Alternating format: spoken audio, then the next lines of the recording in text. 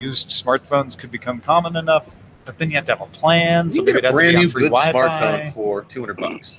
That's a lot for somebody living on the streets, though. Right? Oh yeah, it's still not. Yeah, it's still not $10. Yeah. But it's the service more than the. I'm sure you can get a hold of a used device for cheap, or a Go phone or something like that. Yeah. Interesting. Well, we're live on the video. Thank you, everyone, for watching. It's our last day at CES, and dare I jinx us? No. So far, the power is. Oh no! Don't say that. Don't say it. No flooding this year. Yeah, it hasn't rained at all. It's nice this year. Gorgeous. I thought it was going to be way colder. We've had great weather. It's so nice. Yeah, I've been going outside with like t-shirts on, and I'm like, man. I've seen a few people doing the shorts. It's been cold at night. Yeah. But during the day, it's been very pleasant. Yeah. Yeah. It's There's no wind. It's windless, so it's like it's not as cold as it could be. Yeah. We had a little rain last week here, but. Yeah, I thought we were going to get rain yesterday, and it never materialized. So. It was good. That's what happens at CS. It's so boring. You just talk about the weather. Nothing else going on. We'll come back in the summertime when it's nice and hot. Oh yeah, it does get hot here. I'm ready to go. If everybody else is, anything else? Sarah, you ready? I'm ready. Yep. Roger? I'm ready. Roger is ready. All right. Oh, I am not ready. I have to add one thing. Then I'll be ready. Talk amongst yourselves. I'm talking amongst myself. I'm gonna go check Hey Sarah, out. how are you? Well, I'm fine. All right, you're done talking amongst yourselves. I'm ready. Okay. Here we go. In 3, 2. John Chabowski has supported Independent Tech News directly for 5 years. Be like John. Become a DTNS member at patreon.com/DTNS.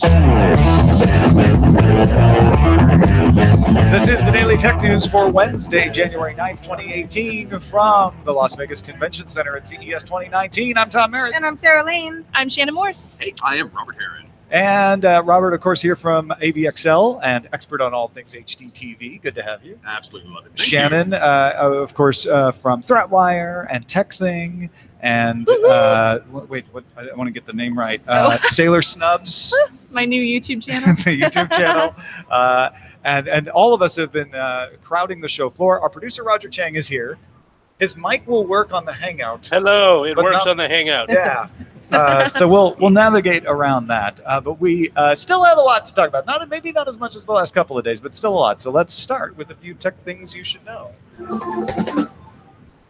Yesterday, we passed along Google's assertion that Google Assistant would indeed come to Sonos speakers in 2019 after missing the original 2018 target. And today, Sonos itself announced, yes, it started a private beta test of Google Assistant on its smart speakers for a 2019 launch. Google Assistant would directly integrate into Sonos One and Beam speakers, and older Sonos models will work in conjunction with Google Homes and similar smart speakers. Allison Sheridan alerted us on Monday's show to a robot Tesla collision, and now has alerted us to Electrek's article noting that the Tesla collision with a Promobot may have been staged. We regret any misimpression we may have given and denounce the sacrifice of innocent robot lives in the name of public relations. Tough stuff. Yale and MTech are showing off smart door locks that run August Smart Lock software. The parent company of both locks also owns August, so this isn't a huge surprise. But it is interesting to see that the software is moving to non-August platforms without the need to purchase additional equipment. The MTech models are $390 coming in April, or $440 with a keypad coming in February. The Yale lock is meant for interior or basement or side doors in versions with keys, keypads, and touch screens. They range from $149 to $299, shipping in Q1. LG is going to use Microsoft Azure DataBox AI service in its advanced driver assistance systems, driver status monitoring camera, and multi-purpose front camera, which is providing to an unidentified premium German automaker. There aren't that many of them, so you probably have a good chance of guessing which one it is. It's using Azure's Virtual Assistant Solution Accelerator for traffic updates, restaurant listings, and music. Microsoft's also partnering with Volkswagen on an automotive cloud. So Microsoft's starting to move into this space a little bit too. Some good news for those of us with more than one Instagram account. perhaps a Finsta. The iOS version will now allow you to post a photo or video to multiple accounts at once. CEO Kevin Systrom told Wired back in 2017 that the company preferred to focus on authenticity and user connections by not allowing things like regrams and multi-post within Instagram itself. But Systrom has since left the company, and it looks like it's a new world. Just in time for us not to be able to cross-post at CES. Maybe for the next year, Tom. Instagram. All right, let's talk about some of the cool things we've been seeing at CES. We've been keeping you up on the big news and the press announcements, but once you get into Wednesday, it starts to be a little bit flexible about what you want to talk about. And Robert Heron, obviously, seeing all the TVs and the home theater stuff out there. Robert, let's start with, I actually want to ask you a question. Mini LEDs, that's sort of the trend buzzword this CES. What are mini LEDs? What are they good for? Why are we hearing so much about it? Certainly. One, it's an easy upgrade, but the main benefit would be that the ability to control the backlight on an LCD television will be much more granular. Instead of having large blocky zones, like if you've ever looked at an edge-lit TV where it has just LEDs along one side of it, you literally have stripes of zone control that are gigantic. And it's really hard to have edges that can have a high bright zone and then pitch black next to it. So if you can increase the number of LEDs behind the screen, and in this case, we're talking hundreds and hundreds and hundreds, you will end up not only more, I think, a picture that comes closer to looking like OLED looks like in terms of being able to produce those inky dark blacks, yet minimize the blooming artifacts and other things that can occur when you're dealing with high contrast content. Excellent. Seriously. What is one of the things that has caught your eye the most? Well, a couple too. Well, start right off the bat with TCL's 8 series. That's an example of a TV that's being upgraded. If you consider what the 6 series was, super popular, affordable, and it supported things like Dolby Vision and HDR10. The 8 series is going to add, for the first time, quantum dot technology for improved color performance. We're seeing that in a lot more TVs now, you're saying. And they're quoting hundreds and hundreds and hundreds of micro LEDs on the back of the TV. So I'm guessing it's at least 300 LEDs, 300 zones, so to speak. But right nearby at the Hisense booth, they were showing off a large format display, 8K, that will be out later this year, that had, quote unquote, 5,376 LEDs driving behind the panel. So very good granularity in terms of light control and everything like that. And apparently they even have a retailer ready to go. So this is something that will actually show up. Everybody wants to know out there, like, why do I care about 8K? Is there a reason yet? I personally think that once you hit certain screen sizes, especially large screen sizes in particular, it's just nice to have the pixels be about the same size, say, as a 65-inch or a 55-inch 4K TV. Because if you just simply scale the size of the panel up, the pixels need to get larger and larger and larger. And if you tend to sit a little closer, you're going to notice that. So by having literally 4 times the amount of pixels compared to an 8K screen or compared to a 4K screen, you're just going to have a better experience, especially if you sit closer. The other thing is, it is going to require additional processing because there is no 8K content, really. Yeah. So you're going to need something that can take your 4K content, or let alone HD or SD content, and scale that properly and make it look really good. And I've seen lots of demos where 4K Blu-ray on an 8K screen, I really had a hard time seeing a difference between that and native 8K content on the screen itself. So would an 8K screen make more sense in like a big business platform, like in a stadium or a studio or something like that? At any distance beyond where you could appreciate the detail, it really wouldn't be necessary. That's where you could get away, especially for something like outdoor signage or things like that. One nice thing about the 8K screen is literally you could quad split it and have 4 4K streams going at once. Oh yeah, true. That's always Very a feature true. I would want. Yeah. Let me have Crazy Sports Day with multiple things in high quality, where I'm not really having to sacrifice the resolution per se. Now, I know you've been seeing a lot of not lazy projectors, but laser projectors, very hard-working laser projectors at some crazy prices, and one in particular that turned your head. Tons of killer deals. So if you've been considering something that replaces the lamp module with a laser-based system, LG recently introduced their short throw design that gives you a dual color laser system for improved color. But the one that really caught my eye was, again, over at the Hisense booth. They're actually showing off, the first time I've seen in a consumer unit, 3-color laser. Red, blue, and green is the primary colors being driven to. In this case, it was just a 70-inch screen, but even in its prototype stage, it looked fantastic. And they're talking about having this in the stores before the end of the year. And if you compare other companies that do currently make 3-color laser projectors, we're talking pricing in like starting at $50,000 and quickly getting up into 6 figures. And having this true 3-color laser system is going to be necessary for achieving the full quality of things like BT 2020 that's part of the HDR spec, a super wide color palette with very saturated red, blues, greens. And this is really the way to do it. And it's going to be less than $20,000. I'm thinking it's going to be closer to 15 when it comes out later this year. And with the proper calibration set up on that, that could be one of the very best looking displays you could have in your home theater. Yeah, for you high-end home theater people, not me, but for you. And Also, they call it a smart TV too, because if you can afford that, back our Patreon.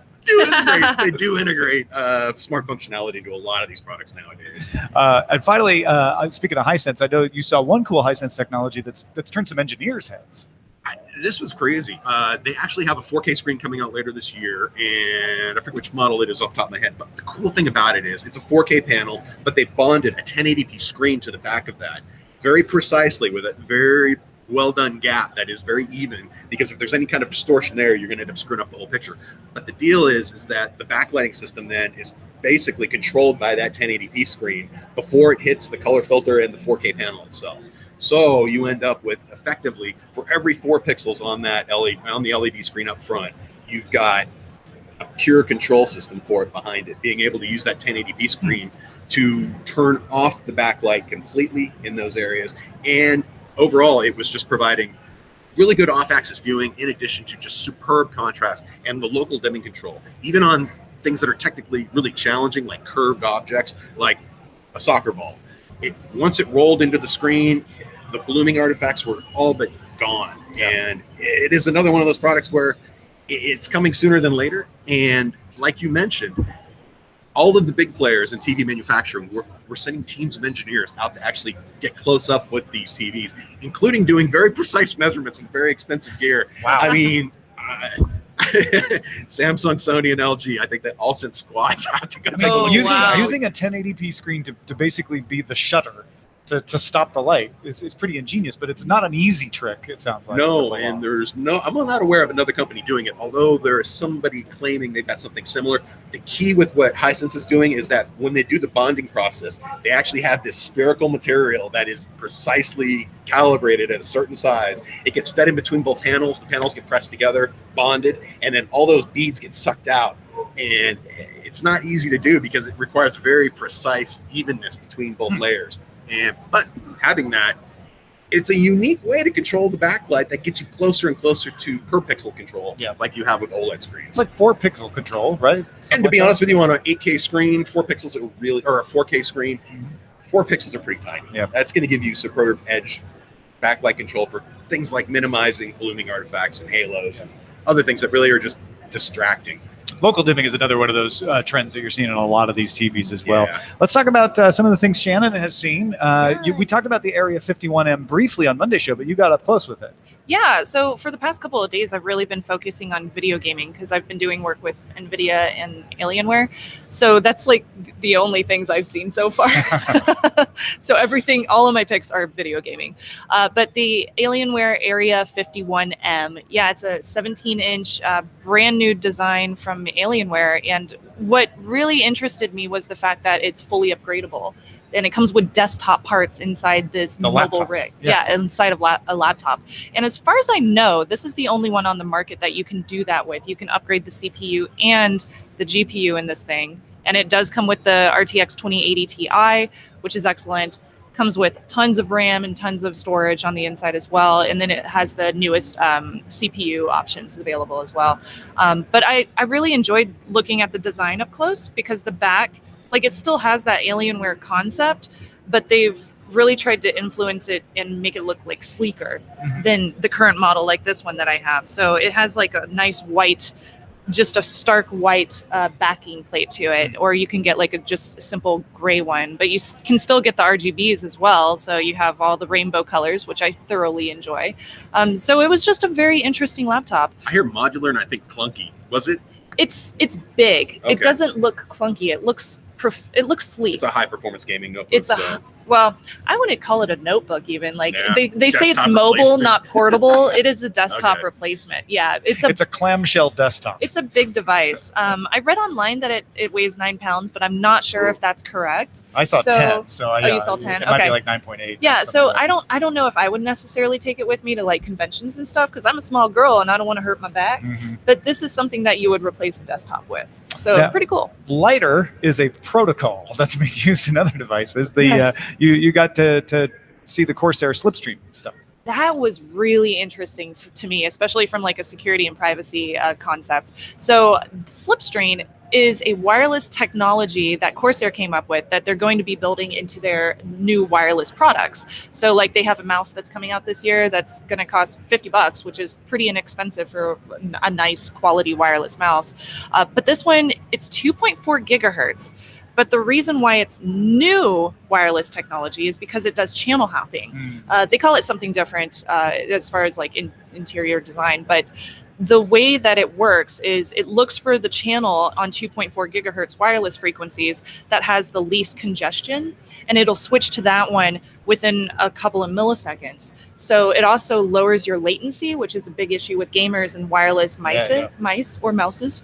So it helps with if you want to have wireless technology, but you are also a video gamer and you care about that latency and that lag, this is supposed to cut down on that.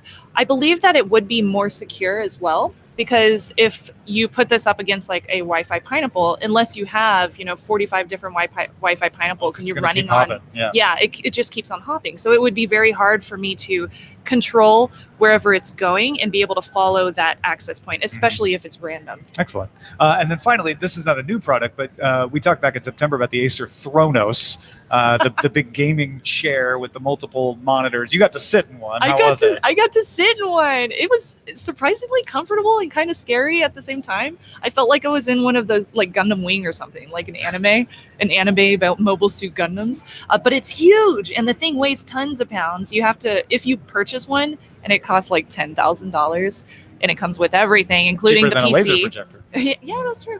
But if you purchase one, it comes in like crates, and then you have to build it like it's a piece of IKEA furniture. But it comes with like the monitors, the mouse, keyboard. Wow. It comes with the entire case next to it, and that's what you would get for $10,000. But you can change all the colors on it. It has vibration on the seat that you can sync with the video game too. Right. So it's interesting. Very cool. Very cool. And then Sarah, we got to walk around on the floor a little bit finally yesterday. What are some of the things that caught your eye? Well, the stuff that I always end up gravitating to is stuff that I can afford and stuff that actually makes a lot of sense for me in the daily life that I currently lead. Yeah. Right, exactly. The Flexi Spot is something that I actually tried out yesterday. It's a stationary bike desk combination, but it has a tiny little footprint. This is a desk that a laptop would go on. You wouldn't put a desktop on top of this. And it's pretty small to the point where Roger said, I don't know, it might be a little flimsy for me. Well, I tried it and it actually worked out really nicely. This is something that you can just kind of be moving while you're doing your daily stuff. I have this problem all the time because I'm at home, so I don't really want to go to the gym because I kind of got to work. I'm not going to take my laptop to the gym, and I can't really do too much stuff on the tablet when we're preparing for the show. This is something I could put in the corner. It's $400.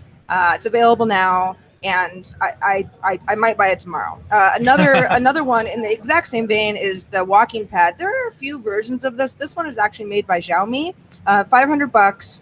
It's kind of hard to find a seller online, but there's certainly quite a few reviews. It was actually announced back in September that Xiaomi would be showing off the walking pad here at CES, and indeed we saw a version of this. This is a treadmill that is just for walking. In fact, it maxes out at I think like 3.8 miles per hour. So you're not even jogging, but you can briskly walk. I mean, if you have small legs like I do. And it sits real close to the floor. You can fold it up when you're not using it. And the idea would be, I don't know, I watch a lot of TV. I don't like to feel like a couch potato, but I can go 10 hours binging on a show.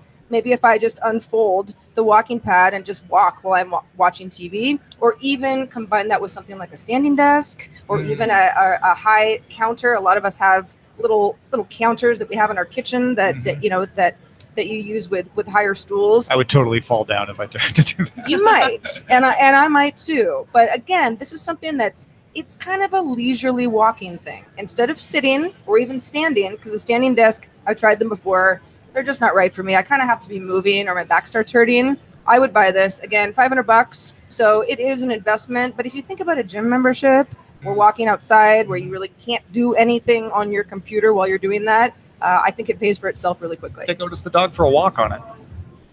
I might. Right. Yeah. Once he learns to skateboard, we'll get him a walking pad. Excellent. Anything else that you guys, just in general impressions, not things, about CES? Because everybody always likes to say, like, oh, this CES is not as good as previous, or it's quieter than previous, or there's more stuff. What do you guys feel? Literally everything has 2080s in them. Yeah. That's my feels. Robert, what about you? I think it's just, I'm not seeing anything dramatically different on the display side of things from last year. It's more of a refinement of what's going on and people paying more attention to the issues that were cropping up in last year's panels. And even today, we're seeing things in certain series of TVs that it's like, why is this happening? Oh, does this also apply to the 2019 series? Yeah. And it's just good to see these companies at least focusing on those things and getting them nailed down and squashed so that the person who buys this has a better experience. I don't know if it was just because we went to some different stuff. Like we went to Spoon's Food Tech Live last night, which was really fun. But Sarah and I were talking about we're seeing more little interesting things at least this time. I think. Yeah, the pizza maker. Yeah, the heats up to 700 degrees. Does a pizza in 3 minutes. Yeah, from Breville, I think. Yeah, it was from Breville. Yeah, this is. You don't really think of that sort of thing at CES, but I was like, that's something that I would like in my kitchen. Yeah, absolutely. Or LG's beer maker. Yeah, it's like an LG Pico brew, right? Yeah. There's some robotic cocktail makers. The Soma cocktail maker. We tried that out last night in the name of science. It was just purely for review purposes. Yeah, so. Pretty delicious. Yeah, not bad. Robert, we know you got to go because everybody always has to go here at CES. But thank you so much for taking some time to join us, man. Thank you very much. I really appreciate it. If folks want to find your coverage of CES and your thoughts about that, where should they go? We'll be chatting it up on avxl.com in the coming weeks, and I'm looking forward to getting home. I need to finish my damn website, robertheron.com, or actually heronfidelity.com. It all goes the same place. Yeah, exactly. So heronfidelity.com, avxl.com for the chatting. And Robert, man, good to see you. Thank you very much. All right, take care, man. I'm out of here. All right, let's talk a little bit more about AMD announcing the Radeon 7, the first 7-nanometer GPU marketed to consumers. Now, AMD says it should be about 25% faster than the last model at the same power consumption as its last model. The Radeon 7 has 60 compute units, speeds up to 1.8 gigahertz with 16 gigabytes of high bandwidth memory. Anantech described the Radeon 7 as a Radeon Instinct MI50, but with a bit higher boost clock. And this one's meant for consumers. AMD CEO Lisa Su showed it running Devil May Cry 5 in 4K at 60 frames per second, and it looked pretty smooth. It arrives February 7th for $699. AMD also announced the 7-nanometer 3rd-gen Ryzen 3 chips will start shipping mid-2019. AMD ran a Cinebench test at stock frequencies that showed 30% less power draw and a slight edge in performance when you compared it to the Core i9 900K. So good chip news from AMD, keeping the competition going. Yay! Yeah, I mean that's kind of what to say. Like until we actually get these things in our hands and can test them, it all sounds good. I'm always curious about the CPUs because as a content creator, having something that's fast, efficient, and very useful is important to me. I need to be able to, render and encode my videos extremely quickly. And Beatmaster in the chat room says eGPU fodder, and that may be too. That's an interesting thought. Exactly. Twitter told Engadget that it will choose a few thousand people to try out new features meant to make Twitter more conversational, whatever that means. Participants will be able to share what they're trying out with their followers and give feedback back to Twitter about how well these tools are working.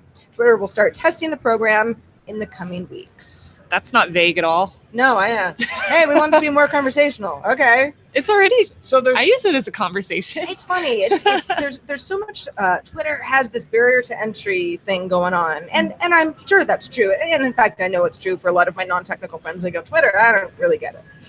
Well, we all get it. Mm-hmm. So when I hear, okay, we want to make this more conversational, it's like, okay, well, is that a tool that's going to help me? Because a lot of these more conversational tools I actually find annoying, which is why I don't use web Twitter. I use a third-party application for Twitter, right? Because I find a lot of that, I don't know, distracting more than anything. But Twitter's always trying things out.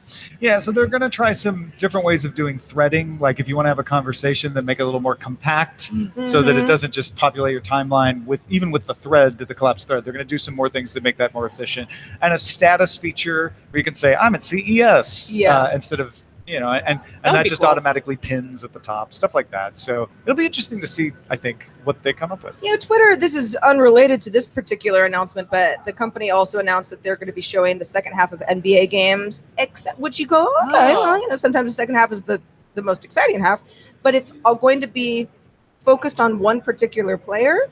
So it's like, okay, that's something that I would want, but then something that I would not want. It's a vote, too. Like you vote in the first half, which player will be focused on in the second half. And sure, if I'm watching my favorite team, I probably have a favorite player, and maybe I'm kind of looking for that player most of the time, but I'm not going to bag on the experiment before I've seen it, but it sounds like something that is something that no one asked for. It's novel. Maybe they'll like it, but nobody asked for it.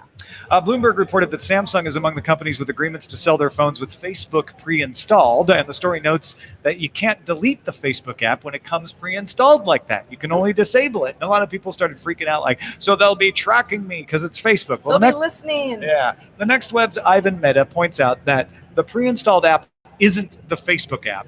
It's a placeholder manager installer stub. And app researcher Jane Wong notes that it is a non-functional empty shell that doesn't collect any data. The only thing it does is install Facebook. So if you disable it, it basically uninstalls Facebook and leaves the shell hidden, but the shell doesn't do anything. It sounds almost like in Windows having downloading an executable, but not actually running the executable. You just leave it on your desktop. Well, it's even less than that. Yeah. Because there's not even an executable of Facebook there. It's just an installer app, basically. Or Deb. Sounds kind of like a Deb too. Yeah. Well, when it comes to Facebook, people tend to get a little bit out of shape whenever something is... A little bit, yeah.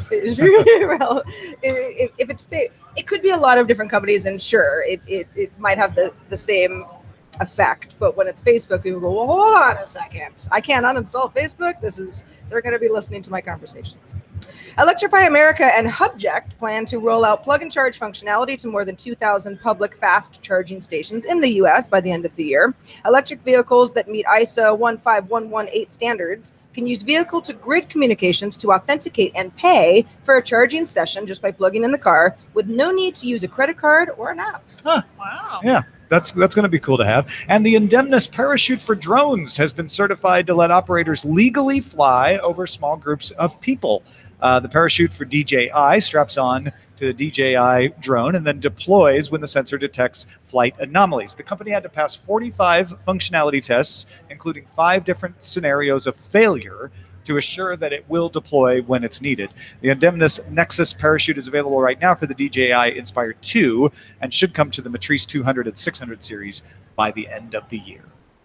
Well, I still don't think you should fly your drone over groups of people just because it's kind of rude, but this would be very useful for an event. Exactly. Right. Yeah. If you're like a concert organizer and you are the media for that event, you probably want to use a drone to get those shots. Or if the people are a part of the shoot and they know it's going over, maybe it's a commercial or something. Folks, if you want to get all the tech headlines each day, don't forget Rich Stroffolino has been doing the Lord's work, keeping us up to date in less than 5 minutes every day on what's happening at CES. Go subscribe at dailytechheadlines.com.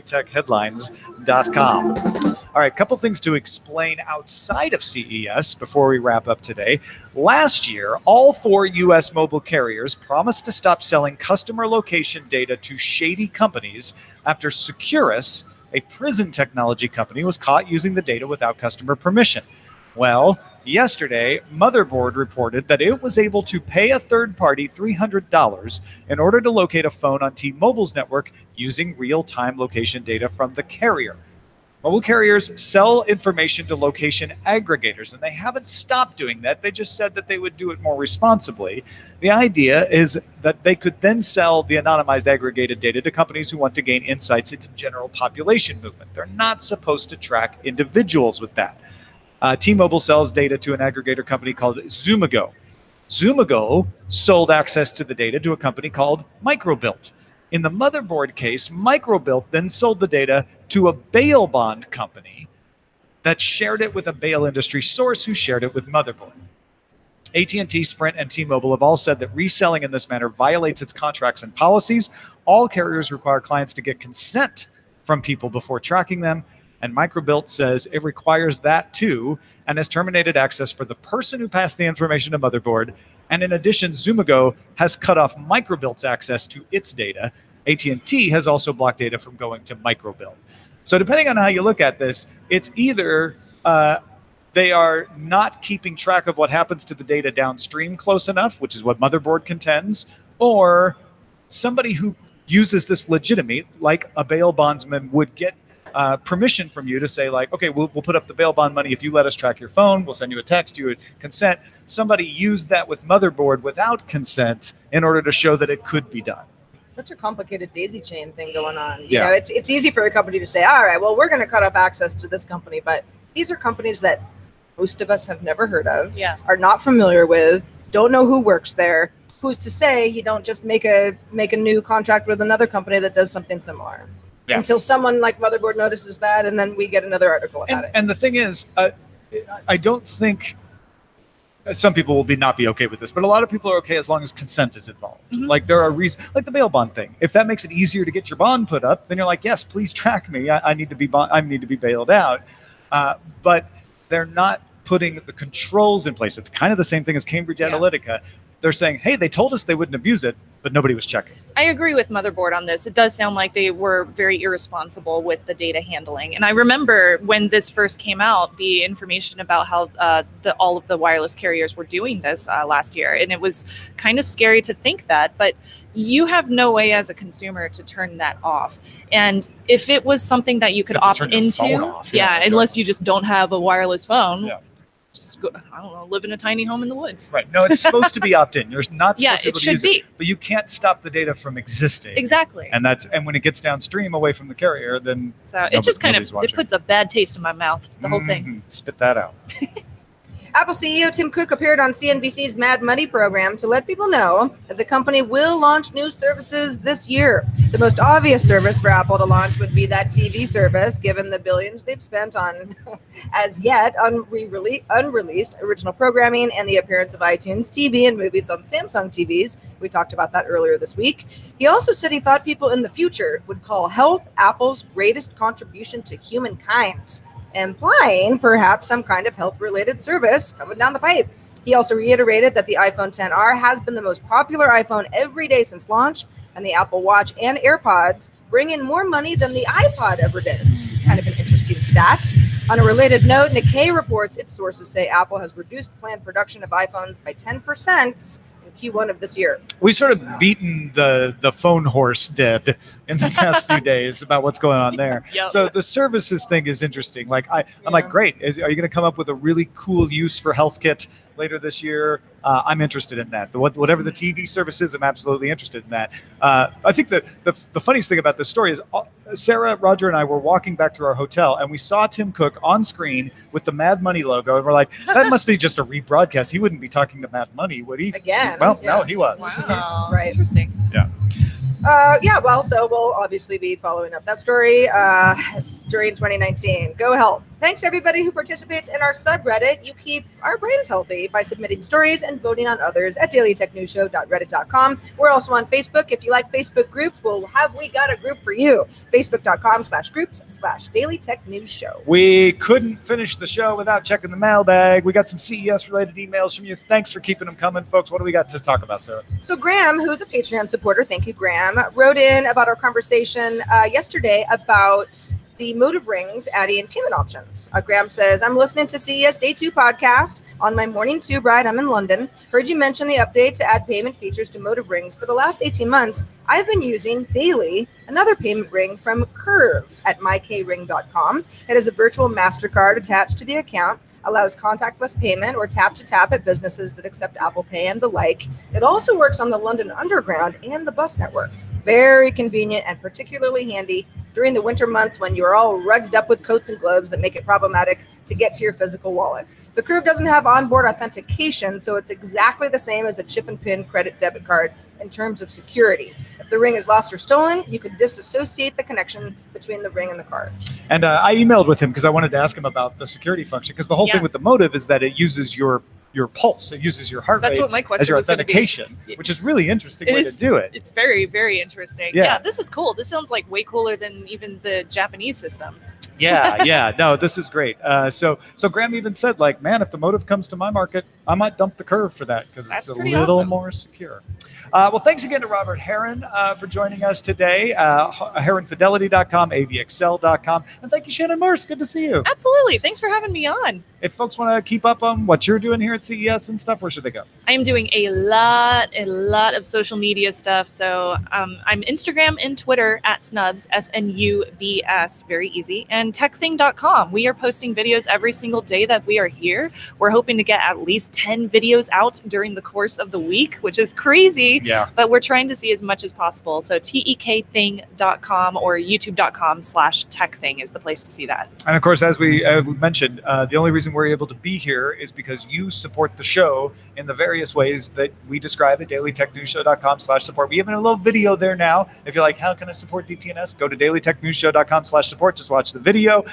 If you support us on Patreon, which is our biggest funder, people who stay with Patreon at a particular tier for 3 months right now will get merchandise with Len Peralta's 5-year anniversary art on it.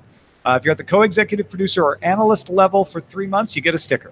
Advisors get a poster. And if you're at the master level, stay at that tier for 3 months, you'll get a mug. You can find out all about that at patreon.com/DTNS/merch. If you want to talk to us, well, our email address is feedback@dailytechnewsshow.com. Keep those emails coming. They're great. We're also live Monday through Friday at 4:30 p.m. Eastern, 21:30 UTC. Please join us live if you can. It's a lot of fun. You can find out more at dailytechnewsshow.com/live. We'll be back from Los Angeles tomorrow and talking to Justin Robert Young. See you then.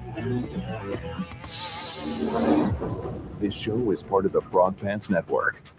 Get more at frogpants.com. Diamond Club hopes you have enjoyed this program. Yay! CES 2019! Nailed it.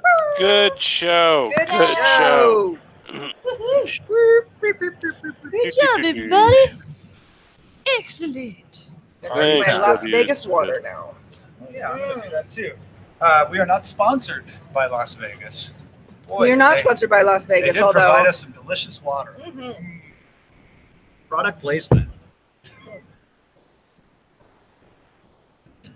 Because nothing says Las Vegas like water. Like the lack of water. That was a good. No, you guys packed a lot. You guys packed a lot. We did that 3 days in a row. It's weird that Alienware laptop reminds me of a Clevo unit. They were, they've been selling to a bunch of third-tier laptop vendors that allow you to. The Alienware laptop reminds me of a Clevo. Clevo unit. Clevo is a ODM, original design manufacturer. They make laptops that like, Clevo's an ODM. and they They sell. can't hear you, so I'm repeating it. Oh, I'm sorry. That's right. I can't talk to the Discord. I'm You can sorry. only talk to the video. I'm sorry. But it's really We'll fix interesting. that next year. That's desktop parts of the laptop.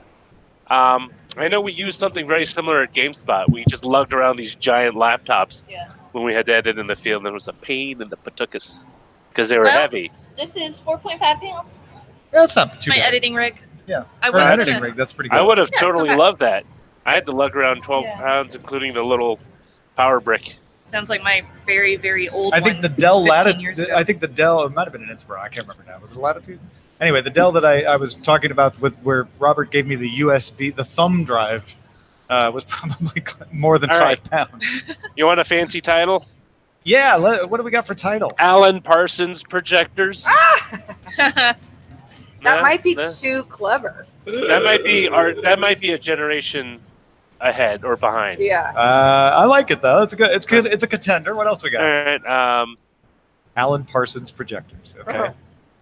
It's full of micro LEDs. It's full of micro LEDs. Is pretty good. projectors with frickin' lasers. Projectors with frickin' lasers.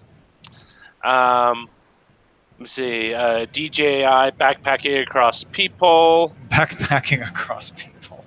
Well, yeah, because you strap the Yeah, parachute on. it's basically it's a miniaturized version of a ballistic parachute that Yeah, they yeah. sell for light planes. Ballistic parachutes. Beta. How do you want your TV?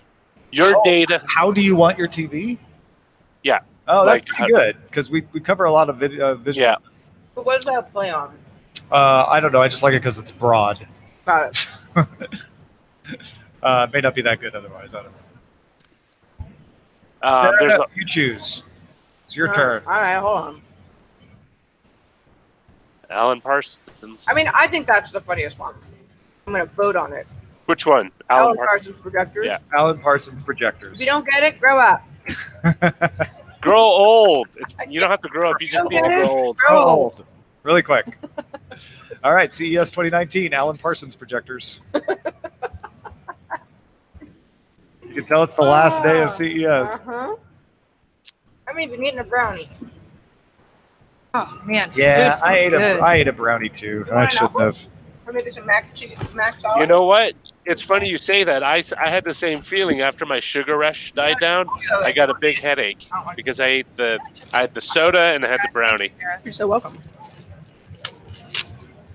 The sounds of people eating at CES, brought to you by That's one of Las my, Vegas Water. Least favorite sounds. I can't stand hearing people eat, so I like. We apologize, from the but we're microwave. very hungry. The worst one is when you can hear the breathing and then the smacking of the lips. Some people pay big money. Oh, stop! That's what I don't like. I hate that noise. It's so gross. But some people like it, though. Like it's a thing. Ooh. Is it Yeah. like an ASMR video? Yeah. Ugh. I can get down with some ASMR, but that's just too much. That's for me. different. Yeah. Like this. So Can you hear the soothing? a lot of AK Oh wait, I TVs should here whisper. at CES. Can you hear the soothing? Oh my god! Feel The ASMR is on another the thing microphone. that makes people crazy if they don't want it feels very structured. Well, you know they I have review tech products with ASMR. they have ASMR videos with what's the eating videos, mukbang, like they have those now. It's a thing, Andre. People make money at it apparently. I'm gonna do it. I'm gonna You're do the one who introduced me ASMR. to that. Like a couple ASMR years tech ago. reviews. Would you guys watch ASMR tech reviews if I did those? Tell me in the comments. You'd be funny if you just did all your videos, except that you would not closed caption. You would redub it, so it just but you would try to match your lips. It's a freemium service, Shannon. You get the regular review, or you can pay extra to Ooh, get the ASMR. That can be a Patreon perk. There you go. The ASMR level. But you also need to do Patrick's voice too. Like you have to do it like. I have to do the threat wire cross post in ASMR as well. No, I think I'll put that on my personal Patreon account. Seems a little creepy for the threat wire one. Possibly, yeah. All right. I lost track of what I'm doing. Let me make sure I didn't screw anything up. kthing.com/techthing is the. That's the place. Okay, good. Where was I? You were at CES 2019. Oh yeah, it was. And you were about to tell the fine viewers and listeners of Good Day Internet My Wi-Fi password. your Wi-Fi password. Okay. Very generous of you. We received the code to this room, right? Yes, you did. You can get it from Roger. Don't say it out loud. I'm not No, gonna I know say you it. Wait, do you need it? What's the person's name that we got it from? I'm Don't, just yeah, kidding. don't- we're live. I- We're live. We're so live. Okay, well, thank you. No, I'm not going to say it out No loud. one will ever hear anything Roger says until he tries to say something like that, and then it'll come across crystal clear. You know what? If you really wanted to break in, you just use a screwdriver. I know. It's not that hard.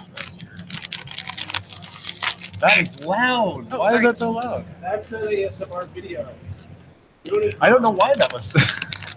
I have to look at the ASMR. You're foleying a person walking through the snow in the winter. You're walking through the snow, but it has an electra in it. Those are not the potato chips with a less. I watched this guy's ASMR video, and he was talking about really embarrassing things that he did when he was a little kid. He was like, one time I went to school and I really had to poop, but I was so scared to ask my teacher, so I pooped my pants. Oh, that's horrible. What a sad story. I know. But it was Shannon's like, I know.